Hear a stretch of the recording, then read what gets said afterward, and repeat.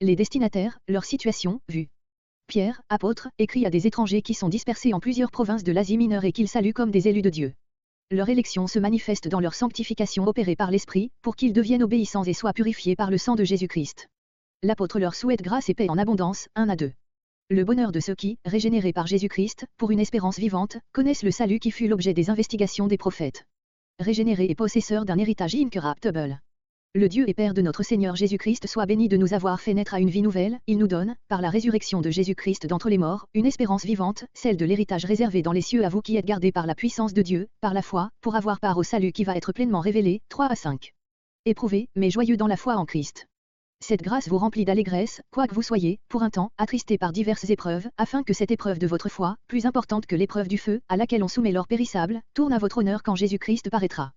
Vous l'aimez sans l'avoir vu, mais, par la foi en lui, vous êtes transportés de joie, comme des gens qui remportent, ce qui est le but de la foi, le salut de leur âme, 6 à 9. Le salut attendu est annoncé. Les prophètes ont fait de ce salut l'objet de leurs investigations. Guidés par l'Esprit de Christ, qui était en eux et attestait d'avance les souffrances et la gloire du Rédempteur, ils cherchaient quand et comment elles se réaliseraient, ils apprirent que ce ne serait pas de leur temps, mais qu'elle était réservée pour vous, à qui les messagers de l'Évangile annoncent ce salut, dont les anges désirent sonder le mystère, octobre 2012. Salutations, l'héritage céleste assuré aux chrétiens par le salut qu'attendaient les prophètes et qui est maintenant annoncé. Verset 1.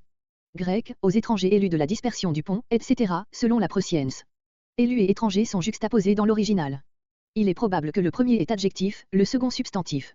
Le mot que nous traduisons, faute de mieux, par étranger, signifie proprement l'étranger en séjour, l'habitant, qui n'a qu'un domicile momentané dans un pays, par opposition au citoyen qui a le droit de bourgeoisie. Les noms énumérés sont ceux des provinces romaines de l'Asie mineure. L'Asie était appelée aussi Asie proconsulaire et comprenait une partie de la Phrygie, la Mysie, la Lydie, la Carie et plusieurs îles. Les églises de ces contrées avaient été fondées par Paul. Ces étrangers, qui vivaient dans la dispersion, diaspora, comparé Jacques 1.1, Jean 7.35, n'étaient pas seulement des juifs, comme ce terme de diaspora pourrait le faire croire, mais aussi des païens convertis à l'Évangile, une Pierre 2.10, une Pierre 4.3, et auquel l'apôtre applique le mot qui d'ordinaire désignait les juifs vivant hors de la Palestine. Il envisage tous ces chrétiens, quelle que soit leur origine, comme l'Israël spirituel, le vrai peuple de Dieu. Ils se sentaient étrangers parmi les païens d'autant plus qu'ils étaient dispersés, ne formant que de petits groupes sans beaucoup de rapport entre eux. En tout temps d'ailleurs, les chrétiens ne sont-ils pas dans ce monde des étrangers des habitants de passage, 1 Pierre 2.11, Philippiens 3.20, Hébreux 11.13, Hébreux 13.14, Psaume 39.13. Verset 2. Grec, pour l'obéissance et l'aspersion du sang de Jésus-Christ. Étrangers et dispersés, ils sont fortifiés dans leur isolement par la pensée que Dieu les a élus. Ce mot est en tête de l'adresse, car c'est en leur qualité d'élus que l'apôtre leur écrit. L'élection, sous l'ancienne alliance, s'appliquait au peuple entier, Ésaïe 41.8, Ésaïe 43.20, Deutéronome 7.6, Deutéronome 9.4-6. L'apôtre appelle encore les chrétiens une race élue, cependant, pour eux, l'élection de Dieu est devenue individuelle. Elle se manifeste par l'appel que Dieu, dans sa grâce, selon sa prescience, adresse à chaque âme. La prescience de Dieu n'est pas seulement sa connaissance anticipée et passive de ce qui arrivera, mais sa volonté déterminée et son amour. On a traduit le terme employé par l'apôtre, selon une détermination prise d'avance, stapfer. Ce caractère actif de la prescience divine ressort de nombreuses déclarations de l'Écriture, 1 Pierre 1.20, Romains 8.28, Romains 8.29, Éphésiens 1.5.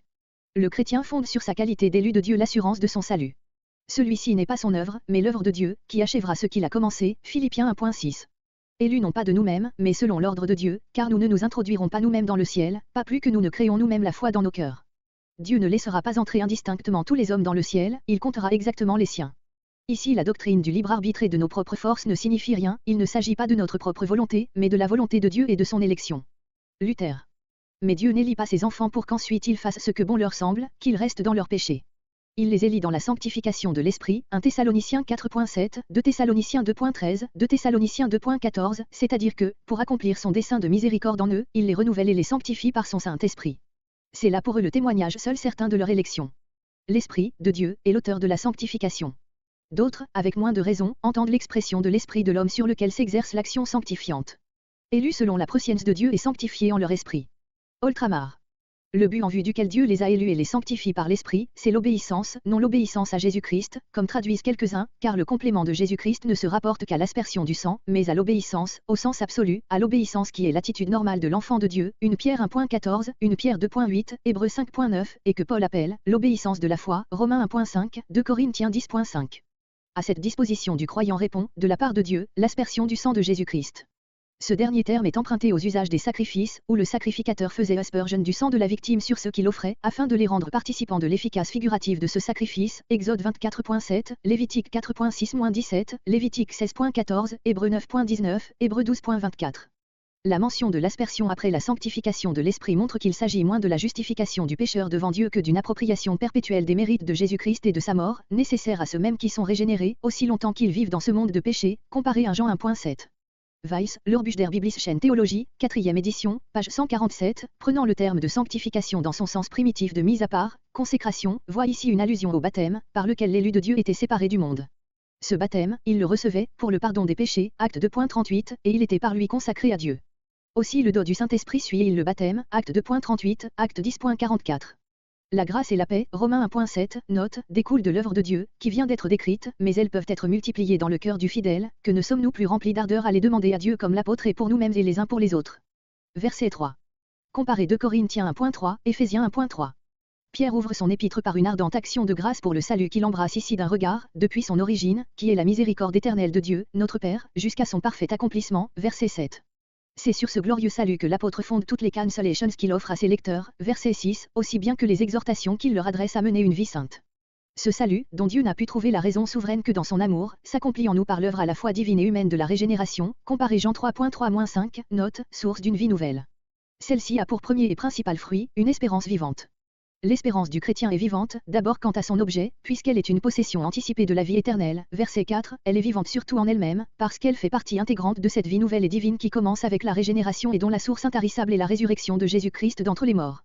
La résurrection du Fils de Dieu, sa victoire sur la mort physique et morale, a ouvert pour lui et pour ses rachetés les sources de la vie éternelle. Christ est entré dans la gloire avec notre humanité, là où est le chef, la tête, là sont déjà tous les membres, Éphésiens 2.6, non seulement par la certitude de leur espérance vivante, mais parce qu'en réalité Christ est leur vie. L'épithète de vivant est appliquée à tous les attributs de Christ considérés dans ses rapports avec ses rachetés, il est pour eux, la pierre vivante, 2.4, l'eau vivante, Jean 4.10, Jean 7.38, le pain vivant, Jean 6.51, le chemin vivant, Hébreux 10.20. Quelques-uns traduisent, qui nous a, par la résurrection de Jésus-Christ d'entre les morts, fait renaître à une vivante espérance. Ils pensent que Pierre fait allusion à son expérience personnelle. Toutes ces espérances messianiques avaient été ruinées par la mort de Jésus, la honte du triple reniement, dont il s'était rendu coupable, achevé de l'accabler. La vue de Jésus-Christ ressuscité, le pardon que lui accorda le maître qui l'avait trahi, le fit renaître à une espérance, qu'il peut qualifier de vivante, parce qu'il sent qu'elle ne saurait être détruite, comme les espérances plus ou moins charnelles et chimériques qu'il nourrissait auparavant. Cette explication renferme une part de vérité.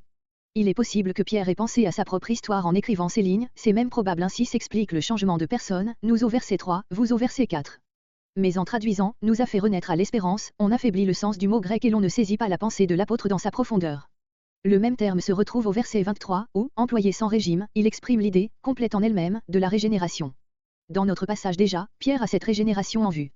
La résurrection de Jésus-Christ n'a pas eu seulement pour effet de ranimer son espérance, elle a régénéré, créé à nouveau tout son être spirituel et est devenu ainsi le fondement d'une espérance qui est à la fois impérissable et vivifiante. Verset 4. Le texte supporte, pour nous, cette leçon, très peu autorisée, est une correction provoquée par le nous du verset 3.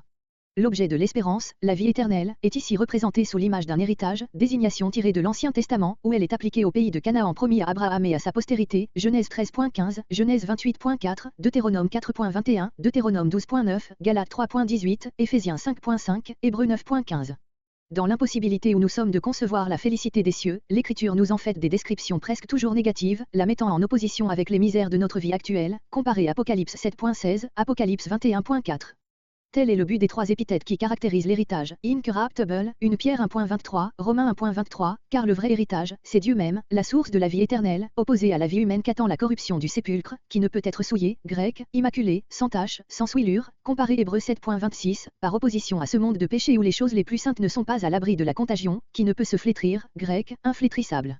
Tout l'opposé de ces fleurs auxquelles un seul jour enlève leur grâce, leur fraîcheur, leur parfum, une pierre 1.24, une pierre 5.4. L'existence céleste est donc vie éternelle, sainteté parfaite, jeunesse perpétuelle, comparé 1 Corinthiens 15.42 et suivant, 1 Corinthiens 15.53 et suivant. Verset 5. Double fondement de certitude pour l'espérance vivante, l'héritage est conservé pour nous dans les cieux, verset 4, et nous sommes gardés pour cet héritage qui ne nous serait guère assuré, si nous-mêmes n'étions gardés au milieu des épreuves, versets 6 à 9. La puissance de Dieu est la garde qui nous protège contre les puissances hostiles, 1 Pierre 5.8-10, Philippiens 4.7, Romains 8.31-39. Mais comme l'assentiment et la confiance de l'homme sont toujours la condition de son salut, l'apôtre ajoute, par la foi. C'est dans la mesure où il se confie en la puissance de Dieu que l'homme est sauvé par elle. Verset 9. Verset 6. Grec, en quoi vous tressaillez d'allégresse? En quoi se rapporte à tout ce qui précède versets 3 à 5, c'est-à-dire à cette espérance vivante, à cet héritage céleste dont les chrétiens ont l'assurance, c'est là pour eux un sujet d'allégresse. Quelques interprètes pensent que le pronom relatif se rapporte au mot qui précède immédiatement, le dernier temps, verset 5. Ce serait seulement au dernier temps qu'aurait lieu cette allégresse, en la révélation de Jésus-Christ, verset 7, le verbe au présent, vous tressaillez, serait pris dans le sens du futur, comparé, Matthieu 26.2, c'est ainsi que traduisent Luther et d'autres. Mais après avoir décrit le salut assuré aux croyants, après en avoir béni Dieu avec effusion, versets 3 à 5, l'apôtre ne doute pas que cette immense grâce ne soit déjà actuellement pour les chrétiens auxquels il écrit le sujet d'une grande et sainte joie, d'une joie qui peut, par sa nature même, subsister au sein des diverses tentations ou épreuves auxquelles ils sont exposés, 1 Pierre 4.13, Jacques 1.2, Jacques 1.3.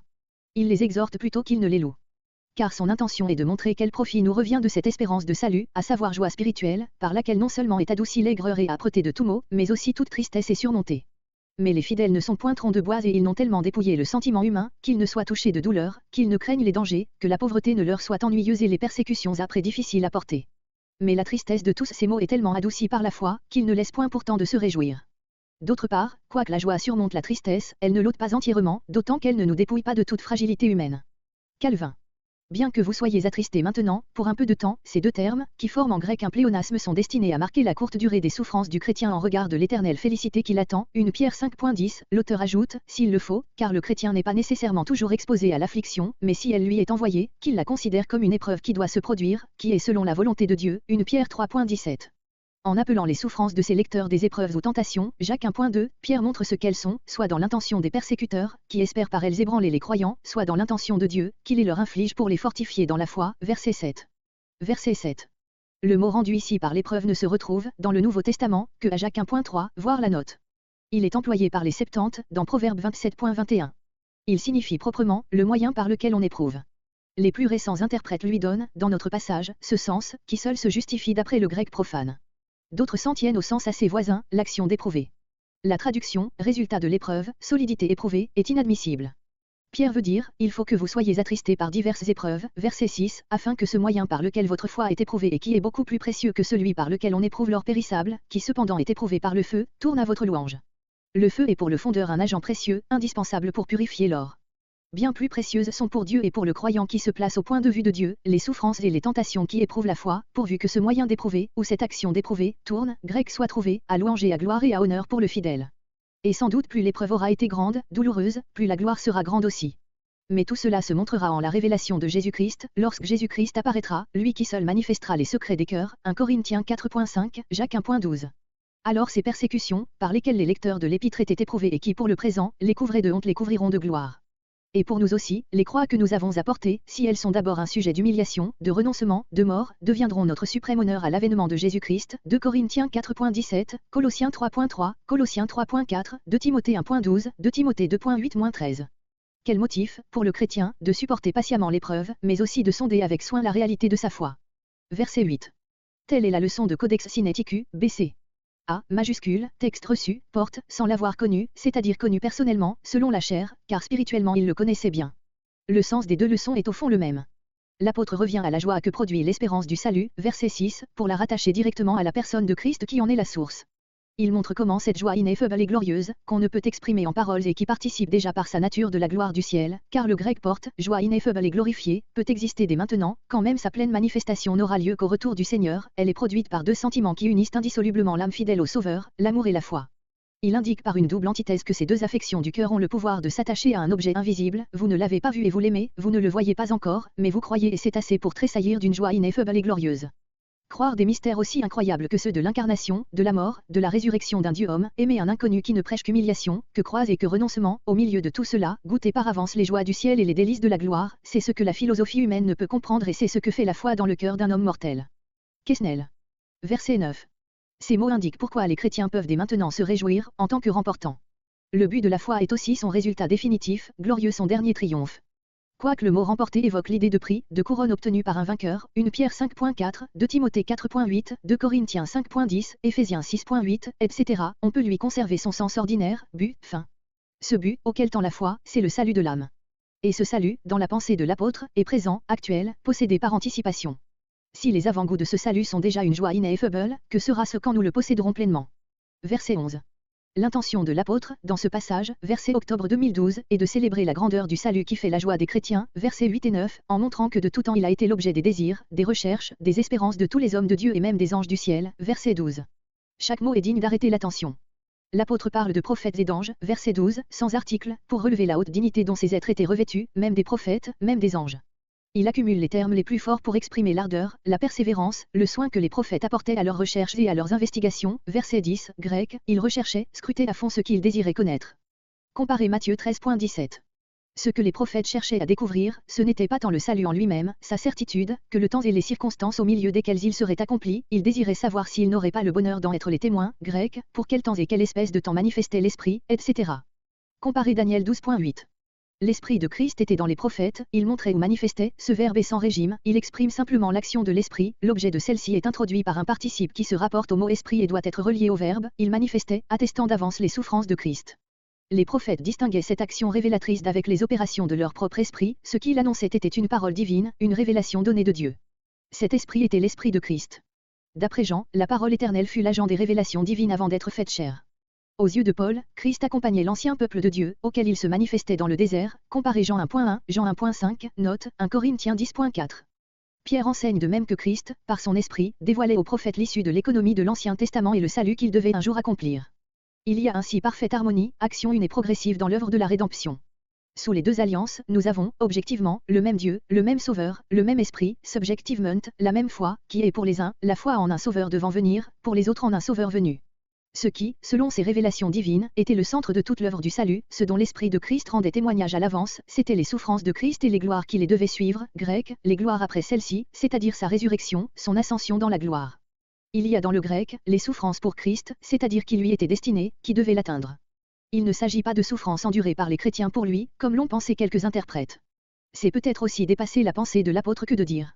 Il ne sépare point Christ de son corps. Par quoi ceci ne doit être restreint à la personne de Christ. Il ne parle point de ce qui est propre à Christ, mais il traite de tout l'état de l'Église en général. Calvin. Les recherches des prophètes portaient bien sur les souffrances personnelles du Messie et il est remarquable que leurs prédictions les plus précises, par exemple, le psaume 22 et Ésaïe 53, que notre apôtre avait surtout dans la pensée, une Pierre 2.23-25, renferment d'abord une pathétique description de ses souffrances, puis une vue triomphante de sa glorification. En rappelant ces données de la prophétie, Pierre avait aussi, sans doute, l'intention de consoler ses frères dans leurs propres souffrances, ce qui est le but principal de son épître, une Pierre 4.1, une Pierre 4.12-19. Lui-même ne connaît pas de plus beau titre à se donner que celui-ci, témoin des souffrances de Christ, une Pierre 5.1. Verset 12.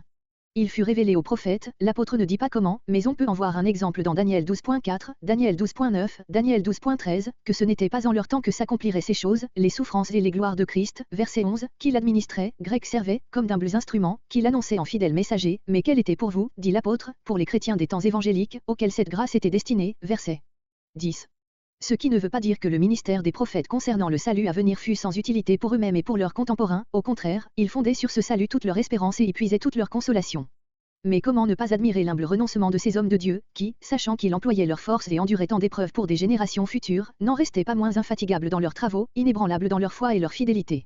Les prophètes prédisaient les grands faits du salut par l'Esprit Saint, les apôtres les ont annoncés, après leur accomplissement, par le même Esprit Saint, les deux économies du salut sont remplies de cet esprit. Là est la grandeur divine de ce salut.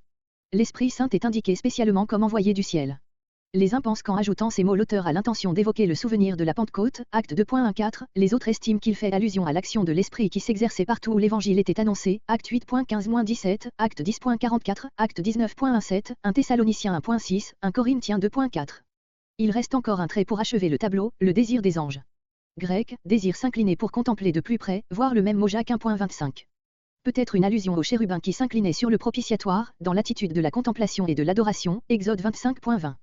La grandeur divine de la rédemption est relevée à nos yeux par la part qui prennent les esprits purs qui n'en ont pas besoin pour eux-mêmes, mais qui y apprennent à connaître la sagesse de Dieu, Éphésiens 3.10, note. Les anges, qui contemplent la face de Dieu, Matthieu 18.10, et sont à son service, Hébreux 1.14, sont présents aux plus grands événements de la vie du Sauveur sur la terre, Luc 2.13, Luc 2.14, Jean 1.51, Matthieu 4.11, Luc 22.43, Luc 24.4 et suivants, Acte 1.10, Acte 1.11, ils se réjouissent de la conversion d'un pécheur, Luc 15.10, unissent leur chant de louange à ceux des rachetés, Apocalypse 5.11, Apocalypse 7.11, Apocalypse 7.12, s'intéressent à la rédemption par amour d'un monde perdu et parce que cette rédemption glorifie le Dieu qu'ils servent. Ainsi contemple-t-il tous les jours avec grand ébahissement les œuvres magnifiques de Dieu au gouvernement de son Église. Combien seront-ils plus étonnés quand ils verront ce dernier et excellent acte de la justice, bonté et sapience divine, lorsque le royaume de Christ s'accomplira. Calvin. Cette explication justifie la mention des anges dans notre passage. L'auteur n'a pas voulu dire que les anges désirent en vain scruter le mystère du salut, que la connaissance de la rédemption leur est refusée tandis qu'elle est accordée à ses lecteurs dont il ferait ainsi ressortir le privilège unique. Verset 13. Pour avoir une espérance parfaite, renoncez aux convoitises anciennes et soyez saints. La conséquence du salut qui vient d'être décrit, c'est que vous devez posséder votre âme et votre corps pour conserver entière votre espérance jusqu'au retour de Jésus-Christ.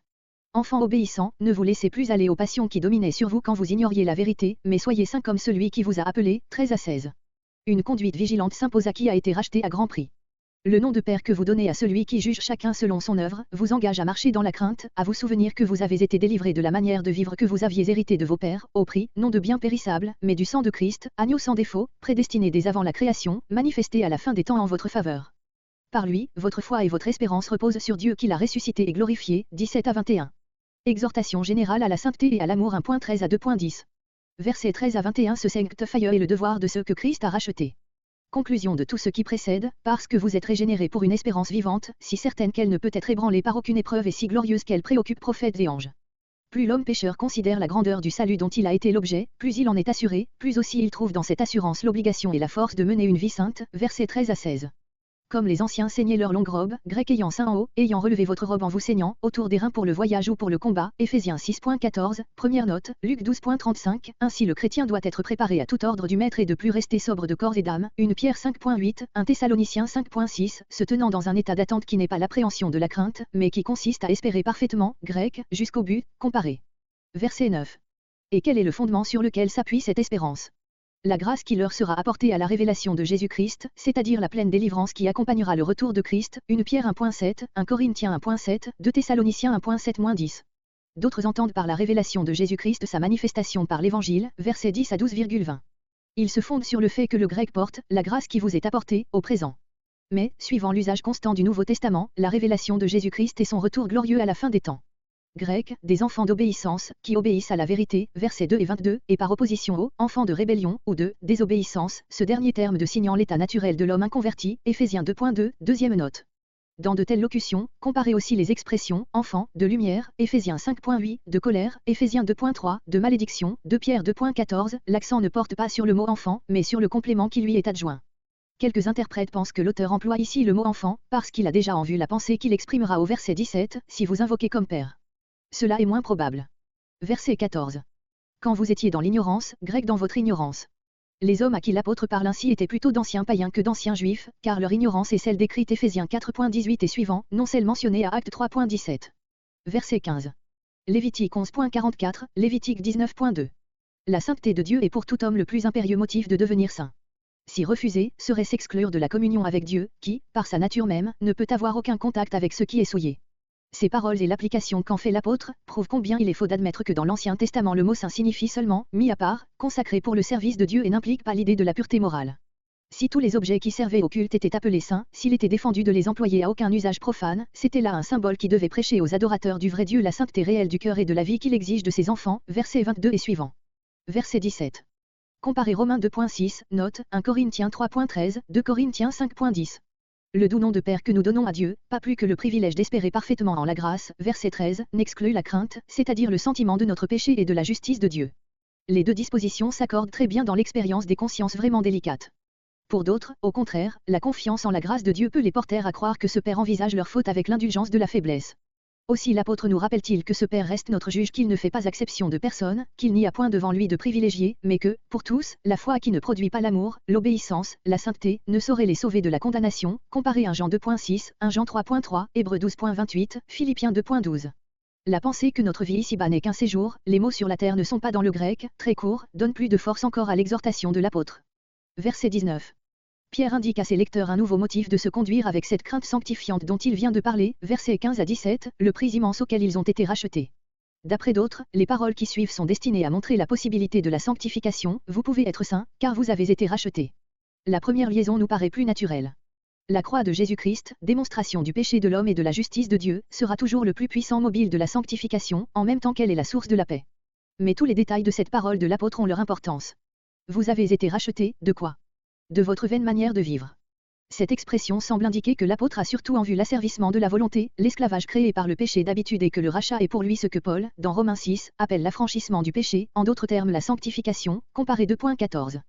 Mais peut-être considère-t-il aussi la malédiction que le péché fait peser sur celui qui l'a commis et envisage-t-il le rachat comme sa réconciliation avec Dieu, d'après Romains 3.24 et suivant, Hébreux 9.15, comparé Hébreux 2.14 et suivant notre apôtre associe les deux idées dans une Pierre 2.24.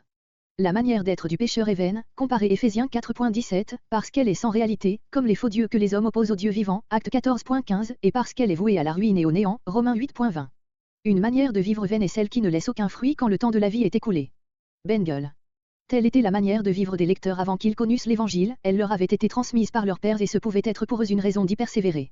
Dans les choses de la religion, les hommes et les juifs en particulier, tiennent trop à ce qui leur a été transmis par leurs pères. Bengel. Le rachat, la délivrance de cette vie de péché ne pouvait se faire par de l'argent ou de l'or, comme pour des prisonniers de guerre ou des esclaves. Cette antithèse fait ressortir la grandeur de l'œuvre accomplie par Christ et montre en même temps la signification de son sacrifice. Un sang précieux, voilà le prix de notre rédemption. Sous l'ancienne économie, le rachat du pécheur était accompli symboliquement par le sang d'un agneau, qui toujours devait être sans défaut et sans tache, Lévitique 4.32, Exode 12.5. La comparaison de Christ avec un agneau est empruntée à la seconde partie du livre d'Ésaïe, spécialement à Ésaïe 53, où l'image de l'agneau symbolise la patience et l'innocence du serviteur de l'Éternel, Ésaïe 53.7, Ésaïe 53.9.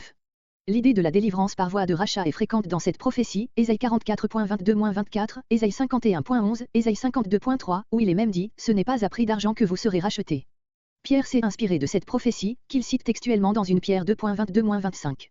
La parfaite sainteté du Christ est ce qui rend le sang de son sacrifice précieux, 2 Corinthiens 5.21, Hébreux 7.26, Hébreux 9.12, 1 Jean 3.5. Telle est la pensée de l'apôtre, pensée à laquelle il revient à plusieurs reprises, une Pierre 1.2, une Pierre 2.22, une Pierre 3.18, comme Jésus-Christ lui-même, Matthieu 20.28, Matthieu 26.28. Verset 20. Préconnu signifie aussi prédestiné selon le conseil de Dieu, soit que la prescience divine se rapporte à Christ, comme ici, soit qu'elle s'applique aux élus, verset 2. Dieu avait déterminé dès avant la fondation du monde la rédemption, 1 Corinthiens 2.7, et ceux qui y auraient part, Éphésiens 1.4, cela suppose évidemment que le Rédempteur était dès lors aussi préconnu et prédestiné pour cette œuvre, Jean 17.24, Acte 17.31. C'est en Christ, son Fils bien-aimé, que Dieu a aimé le monde, Jean 3.16, l'humanité dont il prévoyait le péché et qui, sans cet amour, eût été perdue. Cet enseignement nous fait entrevoir comment, sous le règne d'un Dieu qui est sainteté et amour, a pu se produire le mystère insondable de la chute. Et comme le Sauveur a été manifesté, grec, au dernier des temps, Hébreux 1.1, Hébreux 9.26, celui où l'apôtre écrivait, il voit dans ce fait de la miséricorde éternelle de Dieu un nouveau motif d'obéissance et d'amour, qu'il indique à ses lecteurs, à cause de vous. Verset 21. Le chrétien n'est arrivé à croire en Dieu, comme en son Père, que par Jésus-Christ. La résurrection et la glorification de Christ sont, d'après versets 3 à 5, la condition de cette foi, parce que nous avons un Sauveur vivant auprès de Dieu, nous pouvons nous approcher de lui avec la confiance de la foi, Éphésiens 3.12, Hébreux 4.14-16, Hébreux 6.20. Quelques-uns traduisent, en sorte que votre foi est aussi votre espérance en Dieu. La traduction admise est plus naturelle, elle rend mieux compte de la position des mots, en Dieu. C'est sur eux et non sur l'espérance que porte l'accent. La phrase ainsi traduite ne fait pas double emploi avec celle qui ouvre le verset, grec, qui est par lui croyant en Dieu. Il y a gradation, parce qu'ils sont devenus tels, leur foi et leur espérance reposent sur Dieu. L'objet de la foi est le présent, celui de l'espérance l'avenir. L'une et l'autre sont vivantes, verset 3, en Dieu. Verset 22. L'amour des frères, fruit de la vie régénérée et impérissable. Si donc vous avez purifié vos âmes, en obéissant à la vérité, pour avoir un sincère amour fraternel, pratiquez cet amour sans relâche, puisque vous avez été régénérés par la parole de Dieu, qui demeure, tandis que toute chair passe comme l'herbe, 22 à 25.